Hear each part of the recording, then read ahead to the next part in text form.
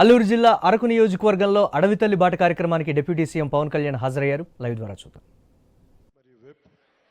గాదే శ్రీనివాసులు నాయుడు గారు, గౌరవ శాసన మండలి సభ్యులు, అలాగే రేగం మత్స్యలింగం గారు, గౌరవ ఎమ్మెల్యే అరకు వ్యాలీ శ్రీ పంచకల రమేష్ బాబు గారికి, గౌరవ శాసనసభ్యులు పెందుర్తి శ్రీ సుందరపు విజయ్ కుమార్ గారికి, గౌరవ శాసనసభ్యులు ఎల్లమంచిలి నిమ్మక జయకృష్ణ గారికి, పాలకొండ శాసనసభ్యులు, గౌరవ శాసనసభ్యులు కిదారి శ్రావణ్ కుమార్ గారు, chairman AP గిరిజన్ cooperative corporation, Shri CRE దోను దొర గారు, జోనల్ చైర్మన్ ఏపీఎస్ఆర్టీసీ విజయనగరం, శ్రీమతి జల్లిపల్లి సుభద్ర గారు, జడ్పీ చైర్మన్ విశాఖపట్నం, శ్రీమతి సిహెచ్ జానకమ్మ జడ్పీటీసీ దుబ్బిగూడ, శ్రీమతి ఎం గీత ఎంపీటీసీ పోతంగి, శాంతకుమారి గారికి సర్పంచ్ మాతం, శ్రీ వెంకట్రావు గారు సర్పంచ్ పోతంగి మండలం పోతంగి గ్రామం, ఉమామహేశ్వర గారికి కాఫీ బోర్డు మెంబర్, కృష్ణారావు గారు director TRICOR AP schedule tribe cooperative finance corporation limited, ఇక్కడికి వచ్చి విచ్చేసిన ప్రజాప్రతినిధులందరికీ, పెద్దలకి నా హృదయపూర్వక నమస్కారాలు. దాకా 3 నెలల క్రితం నేను చెప్పాను, మళ్ళీ ఇంకొకసారి మన రోడ్ల గురించి మళ్ళీ ఇంకొకసారి వస్తానని చెప్పి ఆ మాటను నిలబెట్టుకునే క్రమంలోనే నేను ఇక్కడికి వచ్చాను మీకోసం. అంటే ఇది ప్రత్యేకించి ఈరోజు ఈ అడవి తల్లి బాట ఈ కార్యక్రమానికి చాలా సంవత్సరాలుగా ఎప్పుడు డోలీల్లో, ముఖ్యంగా మన అరకు, అల్లూరు సీతారామరాజు జిల్లా ఇలాంటి మన గిరిజన ప్రాంతాల్లో సరైన రహదారులు లేక ఇంకా డోలీల్లో కొంచెం ఇబ్బంది పడుతూ ఉంటారు. రహదారి సౌకర్యం లేదు, డోలీ మోతలు తప్పట్లేదు. గర్భిణీ స్త్రీలకు కానీ ఏదైనా కష్టాల్లో ఉన్నా, ఏదైనా ఎనీ అంటువ్యాధులు కలరా లాంటివి వచ్చినా కానీ, ఇవన్నీ చూసి మనకి ప్రత్యేకంగా రోడ్లు ఉండాలి. 100-150 మంది జనం ఉన్నా కానీ, 500 మంది లోపు జనం ఉన్నా కానీ ముందు మనం రీచ్ అవ్వాలి, వాళ్ళకి రోడ్లు వేయాలి అనేది గౌరవ ప్రధానమంత్రి శ్రీ నరేంద్ర మోదీ గారు దీన్ని జన్మన్ కార్యక్రమం కింద తీసుకొచ్చారు. ఇది గ్రామీణ సడక్ యోజన కింద. ఇది రోడ్లు ఇబ్బంది పడుతున్నాం అని చెప్పి మనకు నిధులు లేని సమయంలో గత ప్రభుత్వం ఏం చేస్తుందో తెలుసు, ఆ నిధులన్నీ అడ్డగోలుగా వాడేస్తే రోడ్లు వేయలేకపోయారు. అలాంటి పరిస్థితుల్లో నేను గౌరవ ముఖ్యమంత్రి శ్రీ నారా చంద్రబాబు నాయుడు గారి దగ్గరికి వెళ్ళి, ముఖ్యంగా మన అల్లూరు సీతారామరాజు జిల్లా, అలాగే మన పార్వతీపురం మన్యం ప్రాంతం, వీటి గురించి మాట్లాడుతూ ఇక్కడ గిరిజన కుటుంబాలకు కానీ, గిరిజన సోదరులకు కానీ, కుటుంబాలకు చాలా ఇబ్బందులు ఉన్నాయి, రోడ్లు కావాలి. అప్పటికి ఇంకా మనకి సెంట్రల్ గవర్నమెంట్ ఫండ్ కూడా రిలీజ్ అవ్వలేదు. వెంటనే నేను అడిగిన ఒక 24 గంటల లోపు ఆయన ఒక 49 కోట్లు రాష్ట్ర ప్రభుత్వం నుంచి శాంక్షన్ చేసి అడవి తల్లి కార్యక్రమానికి శ్రీకారం చుట్టడానికి చాలా బలం ఇచ్చింది. సో మనస్ఫూర్తిగా గౌరవ ముఖ్యమంత్రి శ్రీ నారా చంద్రబాబు నాయుడు గారికి నా హృదయపూర్వక ధన్యవాదాలు తెలుపుకున్నాను.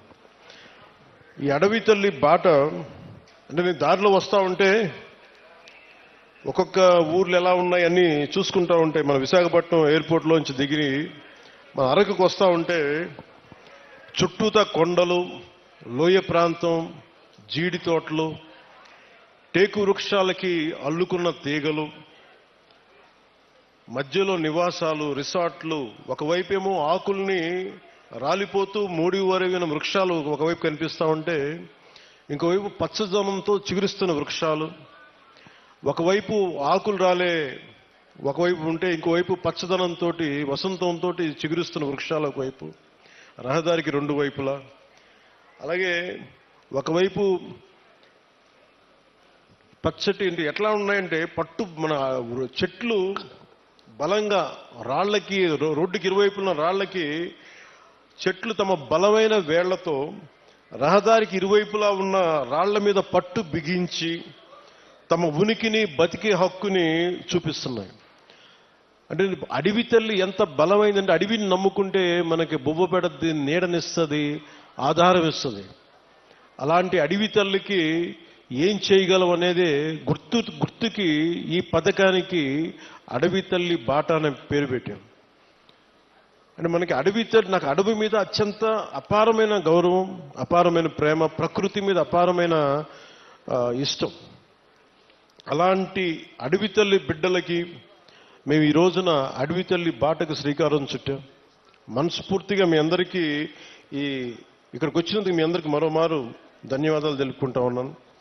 దారిలో శంబాల్ నగరి దగ్గర నుంచి భవానీ నగరు, బొడ్డవర, వైకుంఠగిరి, కాశీపట్నం, అలాగే మన ఒక్కొక్కటి చూస్తే మనకి రిసార్ట్స్, ఒకవైపు చూస్తేనేమో సిల్వర్ ఓక్కి చుట్టేసిన మిరియాల పంట, ఇంకోవైపు ముతిగూడ పక్కన మనకు బొర్రా కేవులు, కటిక వాటర్ ఫాల్స్, అనంతగిరి, తట్టుగూడ, నూకాంబిక అమ్మవారి దేవాలయం, తాటిపాక జలపాతం, గాలికొండ వ్యూ పాయింట్, సుంకరమెట్ట ఆఫర్ ట్రైలు, ఇవన్నీ చూస్తూ ఉంటే చాలా అద్భుతమైన ప్రాంతం మన అరకు ప్రాంతం.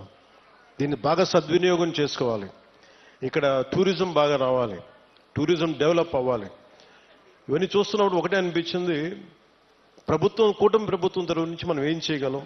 ముందుగా జీవన శైలి మెరుగుపరచాలి, రోడ్లు బాగుండాలి. దాంట్లో భాగంగానే ఈ రోజున అంటే గత ప్రభుత్వానికి దీనికి ఒకటే తేడా ఏంటంటే, గత ప్రభుత్వం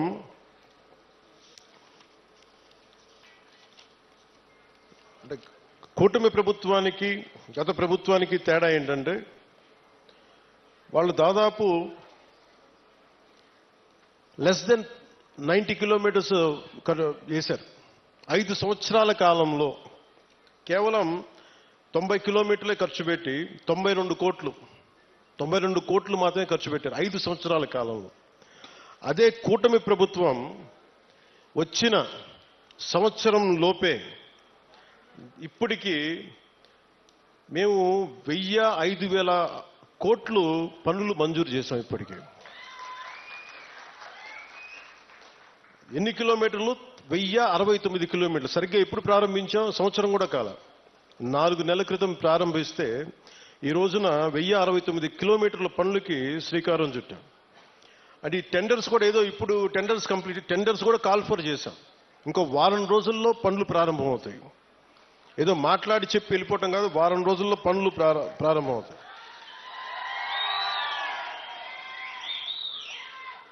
అంటే ఎవరికి ముందుగా ఈ రోడ్లు అంటే, ఎవరికైతే అత్యంత particularly vulnerable group tribal groups ఉన్నాయో వాళ్ళకి చేరటానికి, వాళ్ళకి చేరువవ్వడానికి, వాళ్ళకి చిన్నపాటి సౌకర్యం కల్పించడానికి మా ప్రయత్నం. కూటమి ప్రభుత్వానికి ఇక్కడ ఓట్లు రాలేదు. ఓట్లు పడకపోయినా మీకు బాగోగులను చుట్టానికి మేము ఉన్నాం. ఇక్కడ ఓట్ల కోసం రాలేదు. ఓట్ల కోసమే అయితే నేను ఇక్కడ అరకు ఎంపీ గారి పేరు నేను చెప్పక్కర్లా, అరకు ఎమ్మెల్యే గారి పేరు నేను చెప్పక్కర్లా ఇక్కడ. కానీ ఇది ప్రభుత్వం, పార్టీలు మారుతూ ఉంటాయి, కొత్త ప్రభుత్వాలు వస్తుంటాయి, కానీ మనం ఎవరు శత్రువులం కాదు.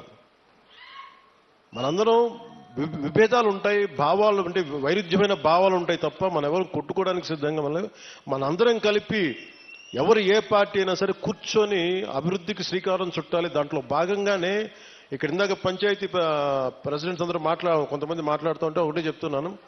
మేము రాగానే 13,326 పంచాయతీలకి 100 రూపాయలు 300 రూపాయలు ఉన్నదాన్ని మేము 10,000 25,000 చేశాం. ఇన్ని సంవత్సరాల్లో 30-40 సంవత్సరాలు కాదు, గత స్వాతంత్రం వచ్చినప్పటి నుంచి ఎప్పుడు ఇంత డబ్బులు పెంచలే.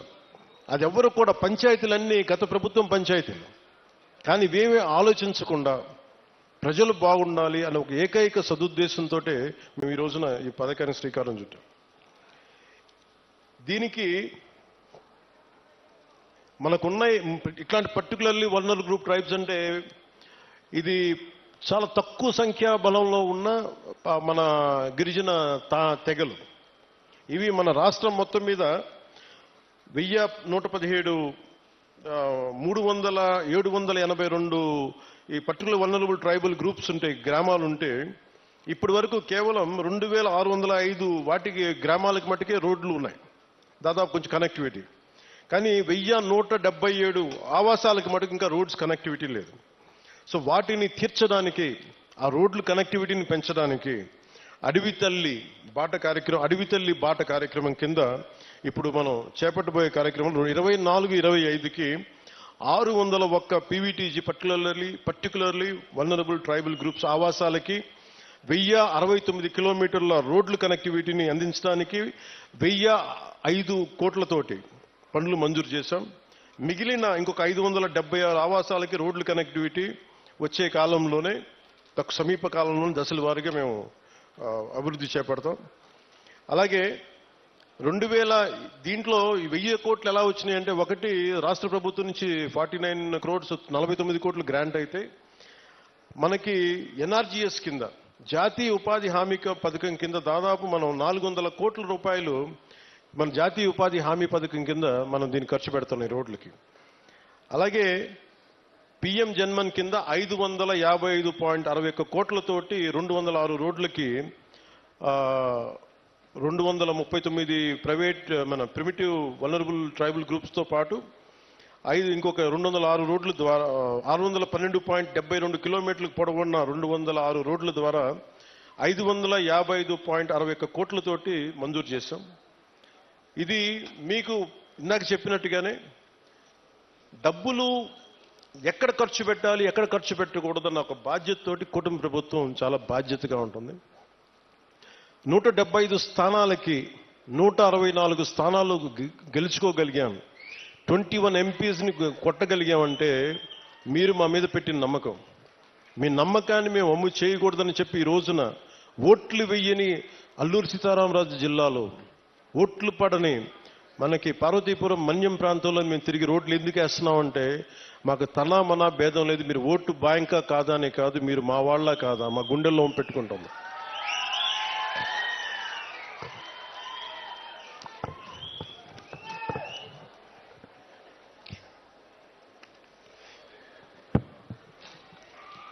అలా ఇందాక కోడి తెగకు చెందిన గిరిజన మహిళలు చేసిన దింసా నృత్యం చాలా అద్భుతంగా ఉంది. వారికి నా ప్రత్యేక ధన్యవాదాలు తెలియజేసుకున్నాను. అలాగే కువి లాంగ్వేజ్లో కువి భాషలో నేను మాట్లాడాను. అంటే వాళ్ళు నేర్చుకొని కొంత అక్కడ పెద్దపాడుకు చెందిన శ్రీమతి మ్యాగీ గారు కొన్ని గ్రామ సమస్యలను దృష్టికి తీసుకొచ్చారు. అలాగే ప్రైమరీ స్కూల్లో పెద్దపాడు టీచర్ రంగయ్య గారు ప్రత్యేకించి పిల్లలకి ఎలా పాఠాలు చెప్తారో చెప్పి చాలా అద్భుతంగా చేశారు. చాలా అలాగే వర్షాలు పడుతున్న సమయంలో మాకు స్కూల్కి నీళ్లు గారిపోతున్నాయంటే వెంటనే అతి సమీపంలోనే అంటే వెంటనే 12 పనులు అడిగారు. ఆ 12 పనులని మంజూరు చేశాం. అది కూడా మీ దృష్టికి తీసుకొస్తా ఉన్నాను. 2018లో నేను ఇక్కడ ప్రత్యేకించి అరకు ప్రాంతంలో తిరిగాను. ఇక్కడ అరకు ప్రాంతంలో తిరుగుతున్నప్పుడు చాలామంది యువత ఆ రోజుల్లో కూడా నాకు గంజాయి ఎక్కువగా వెళ్ళిపోతున్నారు, యువత గంజాయి సాగుకి వెళ్ళిపోతున్నారు, దాన్ని నలిగిపోతున్నారు జీవితంలో. నేను ఒకటే చెప్పాను ఆ రోజు కూడా, మన అరకు మన పాడేరు సెంటర్లో కూడా చెప్పాను. గంజాయి అనేది మటుకు ప్రత్యేకించి అది ఒక సామాజిక రాజకీయ సమస్యగానే చూడాలి, ఆర్థిక సమస్యగా చూడాలి తప్ప దానిని కక్ష సాధింపుగా ఉండకూడదు. దాన్ని దయచేసి ఆ రోజైతే ఏం చెప్పాను, ఈరోజు కూడా అదే చెప్తున్నాను. యువత దయచేసి గంజాయి సాగు వైపు కానీ గంజాయి వ్యసనాలకు మటుకు లోనవ్వకండి. ఎందుకంటే తప్పుడు దారిలో వెళ్తే ఏదో ఒక రోజు మనం ఇబ్బంది పాలైపోతాం. వ్యసనాలకి బానిస అయితే మటుకు ఒళ్ళు పాడైపోద్ది, కుటుంబాలు ఛిద్రం అయిపోతాయి. ఇవన్నీ దృష్టిలో పెట్టుకొని మీరు ఒకసారి ఆలోచించి ఆల్టర్నేట్ ఏం చేయాలి. టూరిజంని డెవలప్ చేస్తున్నాం, యువత అంతా టూరిజం వైపు వెళ్ళండి. ఎందుకంటే పరిశ్రమలు పెట్టడానికి కూడా కొంచెం ఇబ్బంది ఉంటుంది.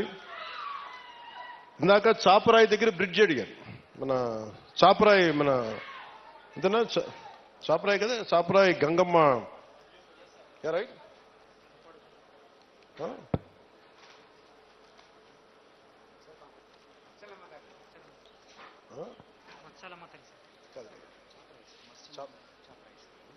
చాపరాయి దగ్గర బ్రిడ్జ్ అడిగారు. మిగతా గ్రామాలకు వెళ్ళడానికి ఇబ్బందిగా ఉన్నాయనేది ఒకటి నేను మీకు ఈరోజు మాటిస్తున్నాను. ఆ బ్రిడ్జి ఎలా ఉండాలంటే పర్యావరణాన్ని ఇబ్బంది కలిగించకుండా, చూడడానికి కొండలు మధ్యలో ఏ అడ్డంకి లేకపోతే చాలా అందంగా ఉంటుంది విజిటర్స్కి రావడానికి కానీ టూరిజం కానీ.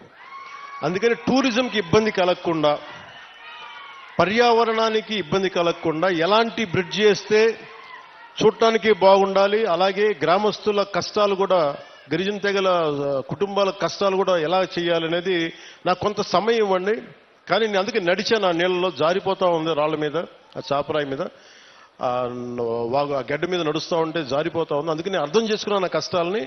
నాకు కొద్దిగా సమయం ఇవ్వండి, దానికి ఖచ్చితంగా ఒక అందమైన పరిష్కారం ఎదుగుతాం. పర్యావరణానికి ఇబ్బంది కలగకుండా టూరిజం పెరిగేలాగా, మీకు సౌకర్యంగా ఉండేలాగా ఒక తక్కువ సమయంలో, ఒక 2 నెలల సమయంలో ఒక పరిష్కార మార్గం తీసుకొచ్చి మీ ముందు తీసుకొస్తాం.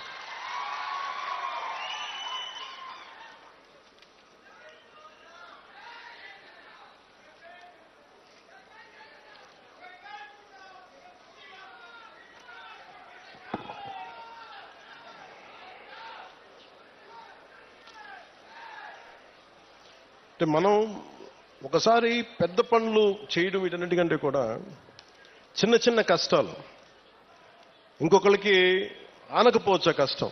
నా కష్టం కూడా ఎప్పుడు కష్టాలు, నేను ఒక గిరిజన గ్రామంలో ఉంటే, ఒక తాండాలో నేను పెరుగుతూ ఉంటే, నాకు నిజంగా నా సోదరుకో ఎవరికో ఒక చిన్నపాటి ఇబ్బంది వచ్చి నేను హాస్పిటల్కి తీసుకెళ్ళినప్పుడు రోడ్డు సౌకర్యం లేక డోలీ మీద తీసుకెళ్ళాలి అంటే ఎంత కష్టపడతామో, ఎంత ఇబ్బంది ఉంటుందో నేను అనుభవించకపోయినా కానీ నాకు ఆ కష్టం నేను మనుషుల్ని చూసి అర్థం చేసుకున్నాను. అందుకనే మనం రాగానే ముఖ్యమంత్రి చంద్రబాబు గారు దాదాపు 49 కోట్లు ఇస్తే వెంటనే మేము చేయగలిగింది ఏంటంటే, వెంటనే ఈ మన అనంతగిరి మండలంలో ఒక పర్టికులర్ గ్రామానికి వెళ్ళి అక్కడ సకాలంలో పొలంగూడ గ్రామానికి, మనకి శ్రీకాకుళం జిల్లా కొత్తూరు మండలం గొట్టుపల్లి నుండి పొలంగూడ గ్రామానికి నూతనంగా కొత్తగా బీటీ రోడ్డు నిర్మాణం చేపడితే మొదటిసారి ఆ గిరిజన గ్రామంలో అంబులెన్స్ కూత వినిపించింది. అంటే సకాలంలో సరైన సమయానికి అంబులెన్స్ రావడంతో ఒక గిరిజన గర్భిణీ మహిళ సకాలంలో ఆసుపత్రికి చేరి ఒక ఆరోగ్యవంతమైన శిశువుకి, ఒక బిడ్డకి జన్మనిచ్చింది. ఈ రహదారి ద్వారా 6 గిరిజన ఆవాసాల గ్రామాలకు చెందిన 1260 మంది డోలీ మోతల నుంచి విముక్తి పొందారు. ఇది ఒక అద్భుతమైన, ఒక 10,000 మందికి పనిచేసేది కాకపోవచ్చు, ఒక డబ్బులు రాకపోవచ్చు, ఓట్లు రాకపోవచ్చు, దానివల్ల ఆదాయం డబ్బు ప్రభుత్వానికి రాకపోవచ్చు, కానీ మీ కష్టంలో మేము ఉన్నాం. మా కూటమి ప్రభుత్వం ఇది మంచి ప్రభుత్వం, ఆ ప్రభుత్వం కూడా నేను వాటన్నిటికంటే కూడా మీకు అండగా నిలబడే ప్రభుత్వం కూటమి ప్రభుత్వం. నేను ప్రత్యేకించి ఈరోజు మిమ్మల్ని కోరుకుంటుంది, 2018లో నేను ఇక్కడ తిరిగాను పోరాట యాత్ర. అప్పుడు అన్ని కష్టాలను చూశాను. ఎందుకంటే నేను కార్యకర్తలకు కూడా, జనసేన నాయకులకి, జనసేన కార్యకర్తలకు అప్పటికీ చెప్పాను, ఇప్పటికీ చెప్తున్నాను. అలాగే మన కూటమి నాయకులందరితో కూడా నేను ఈ భావాల్ని పంచుకుంటా ఉన్నాను. మనం కనుక ప్రజలతో మమేకమై తిరిగి కష్టాలని, వాళ్ళు ఏం కష్టాలు పడుతున్నారో మనం నిజంగా చేయగలిగితే, నాకు ఆ మనసు నలిగిపోయాను 2018 పోరాట యాత్ర అప్పుడు. అరే, నా చేతిలో అధికారం లేదు, కనీసం చిన్నపాటి ఒక ఆడబిడ్డకి కన్నీళ్లు తుడిచిండే శక్తిని ఇవ్వు భగవంతుడాన్ని కోరుకుంటే, ఆ రోజు పరమశివుడు అనుగ్రహించి, నూకాలమ్మ అనుగ్రహించి, మోదమాంబ అనుగ్రహించి, ఈ రోజున కూటమి ప్రభుత్వాన్ని ఈ రోజున మాకు అధికారం ఇచ్చి, వాళ్ళ అధికారం ఇవ్వడం వల్ల మీ ఆశీస్సులు అంటే ఎంత బలంగా కోరుకున్నామో ఆ రోజున, ఈ రోజున మేము దాదాపు 1,005 కోట్లు, అంటే దాదాపు 1000 కోట్ల పైన డబ్బులు 1050 కిలోమీటర్ల రోడ్డుకి వేయగలుగుతున్నాం. అండి, రోడ్లు వేయటమే కాదు, మీ జీవితాలు కొంత మెరుగవుతాయి, కొంత ట్రాఫిక్ పెరుగుతుంది, కొంత మనకి టూరిజం డెవలప్మెంట్ ఉంటుంది. వీటన్నిటిని దృష్టిలో పెట్టుకొని ఇవన్నీ చేస్తా ఉన్నాం. నేను ఈ రోజున ప్రత్యేకించి దారి పొడుగుతా చూస్తుంటే, ఇంత సుందరమైన అరకుని దేశం మొత్తం వచ్చేలాగా చేయాలి. అలాగే ఏం చేయాలని కూర్చోబెట్టి టూరిజం శాఖ మంత్రివర్యులతో మాట్లాడతాను, శ్రీ కందుల దుర్గేష్ గారితో, గౌరవ ముఖ్యమంత్రి గారితో మాట్లాడతాను, సంబంధిత జిల్లా అధికారులతోటి, కలెక్టర్ గారితో మాట్లాడి మీకు అభివృద్ధిలో ఇక్కడున్న యువత గంజాయి వైపు కాకుండా మీరు టూరిజం వైపు వెళ్ళాలి, సేవలు, మీరు సర్వీస్ సెంటర్స్ పెట్టుకోవాలి, ఇక్కడ కూర్చోబెట్టి చిన్న హోటల్స్ నడుపుకోవాలి. మీకు ఏదైనా స్థలాలు ఉంటే మీరు అక్కడ కూర్చోబెట్టి కొంచెం ఓపెన్ క్యాంప్స్ పెట్టుకునేలాగా, 10 డబ్బులు వచ్చేలాగా, కొంతమందికి వృత్తి ఉపాధి వచ్చేలాగా ఖచ్చితంగా కృషి చేస్తాం. అలాగే ఇందాక కలెక్టర్ గారు మాట్లాడుతా, ఇప్పటికీ 2,25,000లో మన కాఫీ తోటలు ఉన్నాయి. ఇంకో పట్టలకి జిరాయితీ పట్టాలు కానీ, లేదంటే పోడు పట్టాలు కానీ కలిపి ఇంకొక 1,00,000 పైన మేము ఎకరాల్లో కాఫీ తోటను సాగు చేయాలనుకున్నాం. దీనికి కాఫీ తోటలు పెంచాలంటే ఎత్తైన చెట్లు, వృక్షాలు కావాలి. అందుకని ప్రత్యేకించి అలాంటి వృక్షాలు పెంచాల్సిన చోట దాన్ని ఈ మనకి ఉద్యానాలని పెంచే దాంట్లో జాతీయ ఉపాధి హామీ పథకానికి ఆ పథకం దీని కింద వర్తిస్తుందా అని అడుగుతారు. ఖచ్చితంగా దాన్ని పరిశీలించి ఇక్కడ అంటే నా భయం ఏంటంటే ఒకటి సిల్వర్ ఓక్ ఎప్పుడు కూడా వల్నరబుల్ టు ఫారెస్ట్ ఫైర్స్, అంటే ఎక్కువ మంటలు రగుల్చుకునే అవకాశం ఎక్కువ ఉంటుంది. అది స్థానికమైన చెట్టు కాదు. సో ఇప్పుడు వేసేసాం కాబట్టి మనం ఏం చేయలేం. కానీ భవిష్యత్తులో కలెక్టర్ గారికి కూడా, మన పంచాయతీరాజ్ శాఖ ప్రిన్సిపల్ సెక్రటరీ గారికి కూడా, అలాగే ఇక్కడ ఉన్న ఫారెస్ట్ అధికారులకు కూడా మీరు సిల్వర్ ఓక్ వేసేటప్పుడు దానికి ఆల్టర్నేట్ దయచేసి కొత్తగా ఫాస్ట్గా తొందరగా ఎదిగా ఏవో ఆలోచించండి. ఖచ్చితంగా 1,00,000 ఎకరాలు కాఫీ సాగు ఉంటే, కాఫీ బోర్డు నిర్ణయించుకుంటే ఖచ్చితంగా దాన్ని మరింత ఆదాయం పెరుగుద్ది, మరింత మనకి యువతకి ఉపాధి అవకాశాలు ఉంటాయి. దీన్ని దృష్టిలో పెట్టుకొని పర్యావరణానికి, ఎందుకంటే ఎసిడిక్ ఎక్కువైపోద్ది, మన ఎసిడిక్ సాయిల్లో ఎసిడిటీ పెరిగిపోద్ది ఈ సిల్వర్ ఓక్ వేస్తే. అది మన నేటివ్ ప్లాంట్ కాదు.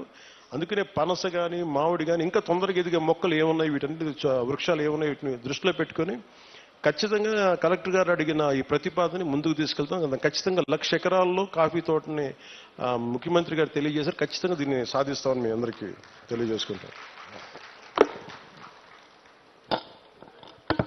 సో మీ అందరికీ మరోమారు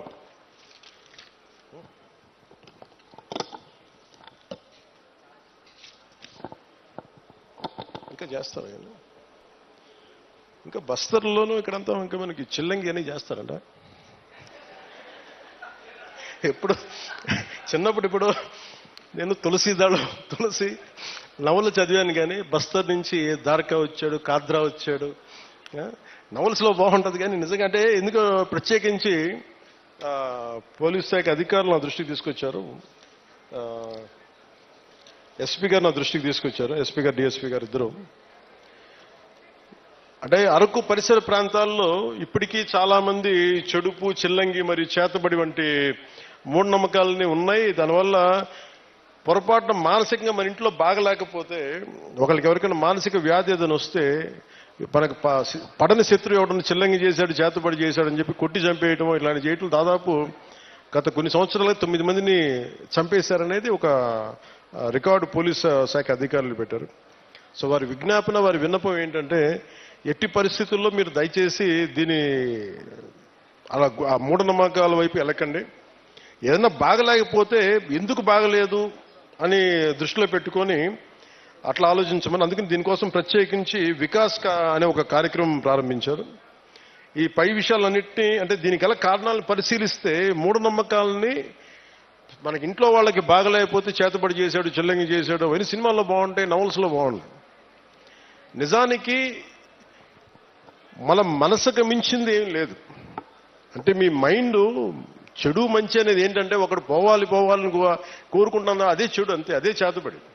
అందుకే ఇలా కాకుండా మీరు ఆలోచించాల్సింది, ఎవడు మన గురించి ఎంత చెడు చేద్దాం అనుకున్నా మనం యాక్సెప్ట్ చేస్తే తప్ప, మనల్ని ఓడించాలి నేను అసెంబ్లీలోకి అడుగు పెట్టం అని చెప్పి ఇంత కంకణం కట్టుకుంటే నువ్వెవడు ఇలాంటి చేతబడులు చేయడానికి? ఇలా చూడండి, మనంటే పట్టణంలో ఎప్పుడు మాట్లాడతారు, అందువల్ల. కానీ మనం ఎలా ఎదుర్కోవాలి? కూర్చొని కొట్టడాలు ఇవన్నీ కాదు. బలంగా, మన మనసు బలంగా ఉంటే ఏది పనిచేయదు, మనకి ఏది దుష్టశక్తి మన మీద పనిచేయదు.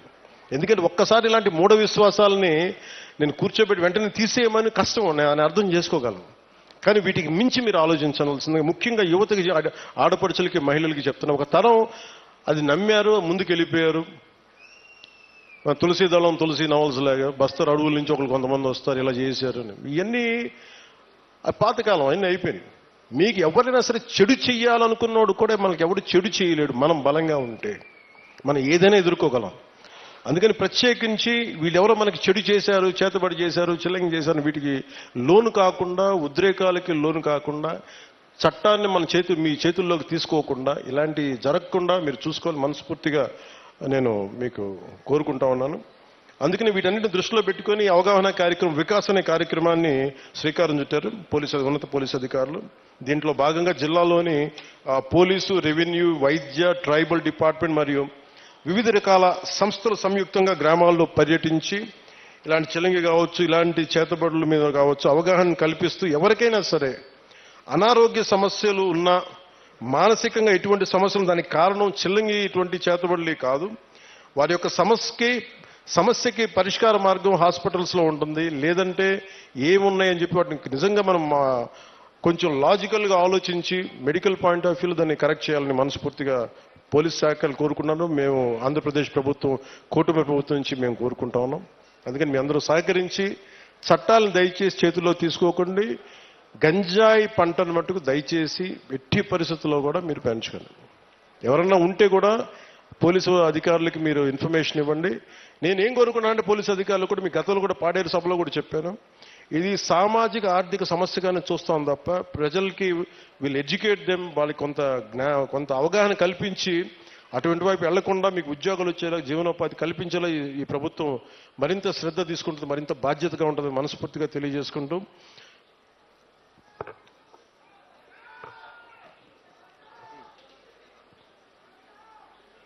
అలాగే అంటే మీతో మాట్లాడుతూ ఉంటే ప్రతి డిపార్ట్మెంట్ నాకు ఒక విజ్ఞాపన ఇస్తుంది, మీరు చెప్పండి మీ వాళ్ళందరికీ. సో అలాగే అటవీ శాఖ తరపు నుంచి ఒక విన్నపం వచ్చింది. దయచేసి మనం ఏదో సిగరెట్ తాగేస్తా, లేదంటే ఏదో మరి అంటే చాలా నిర్లక్ష్యంగా ఉంటాం. మన ప్రకృతి మీద మనకి అడవి తల్లి ఎంత పచ్చటి సౌందర్యం, ఎంత చక్కటి సౌందర్యం అంటిచేయడం ఎంతసేపు చెప్పండి. మనం మీరు లాస్ ఏంజల్స్లో చూశారు, ఎన్ని లక్షల కోట్లు నష్టం వచ్చింది వాళ్ళకి. డబ్బున్న వాళ్ళు అందరూ పెద్ద పెద్ద ఫిల్మ్ యాక్టర్స్, బిజినెస్ మన ఇండస్ట్రియలిస్టులు, బిజినెస్ పీపుల్ అందరూ కూడా ఏమాత్రం ఇల్లు కూడా సొంత అసలు కొన్ని దశాబ్దాల నుంచి పెట్టుకున్న జ్ఞాపకాలు కూడా పోయినాయి, డబ్బులు గాలిపోయినాయి. సో వీటన్నిటిని దృష్టిలో పెట్టుకొని ఫారెస్ట్ ఫైర్స్ అనేది ఇది ముఖ్యంగా మన సమ్మర్ సీజన్ కాబట్టి, గ్రీష్మం కాబట్టి, మీరు ఎవరన్నా సరే కొంచెం బాధ్యతగా నిర్లక్ష్యంగా ఉంటే వారికి కొంచెం వారిని సరైన మార్గంలో పెట్టి మీరు ఎందుకంటే నిప్పు పెట్టకుండా మటుకు చూసుకోండి. ఒకసారి మీరు చిన్నపాటి తుంపల్ని మన ఇంటికి అడ్డంగా ఉన్నాయని చెప్పి మీరు మంట పెట్టేస్తే అది ఎటు కార్చిచ్చు అయిపోద్ది, వృక్షాలు కాలిపోతాయి, మన నీడనిచ్చే వృక్షాలు కాలిపోతాయి, మనకి ఎండనికే నీడనిచ్చే వృక్షాలు అంతరించిపోతాయి, ముఖ్యంగా మూగ జీవాలు, జంతువులు చచ్చిపోతాయి. అందుకని వీటిని దృష్టిలో పెట్టుకొని అడవులకి నిప్పు పెట్టే పరిస్థితులు ఏదైనా ఉంటే దయచేసి మీరు కొంచెం బాధ్యత తీసుకొని మీకు కనిపించినప్పుడు దాన్ని ఆర్పటం లేదు, అలాంటి పరిస్థితులు రాకుండా మీరు ఉత్పన్నం కాకుండా చూసుకోవాలి మనస్ఫూర్తిగా కోరుకుంటూ, మీ అందరూ బాగుండాలి, ఆయురారోగ్యాలతో ఉండాలి. నా కోరిక ఒకటే, వచ్చే ఎన్నికలకి మొత్తం మన్యమంతా కూటమి ప్రభుత్వం పతాకాలతో రెపరెపలాడాలి.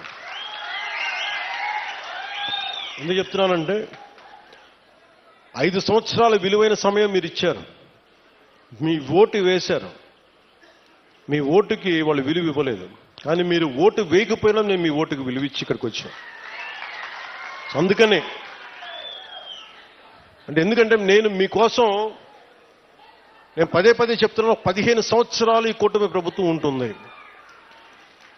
కేంద్రంలో ఎన్డీఏ ప్రభుత్వం, భారతీయ జనతా పార్టీ లీడింగ్ పార్టీగా నరేంద్ర మోదీ గారు ఎలాగైతే చేశారో అంత బలంగా 3 పర్యాయాలు ఉంటే తప్ప మనకి విభజన సమయం నుంచి గత పాలన వరకు ఎంత నలిగిపోయాం అది బయట పడాలి అంటే మాకు ఒక 15 సంవత్సరాల మీ ఆశీస్సులు కావాలి. మేము కింద పడతాం, మీద పడతాం. ముఖ్యమంత్రి గారు చిన్న భిన్నమైన ఆర్థిక వ్యవస్థని సరి చేస్తా ఉన్నారు, నేనేమో మీకు తిరుగుతూ ఉన్నాను. మేము మీకోసం పని చేస్తాం, కానీ మీ ఆశీస్సులు కావాలి మాకు. మీ ఆశీస్సులు ఇవ్వండి మాకు. మీకోసం తిరుగుతాం, ఒళ్ళుంచి పని చేస్తాం, మీకు అండగా ఉంటామని తెలియజేసుకుంటూ ప్రతి ఒక్కరికి పేరు పేరున ధన్యవాదాలు తెలుపుకుంటూ మీ భవిష్యత్తు కోసం మన కూటమి ప్రభుత్వం.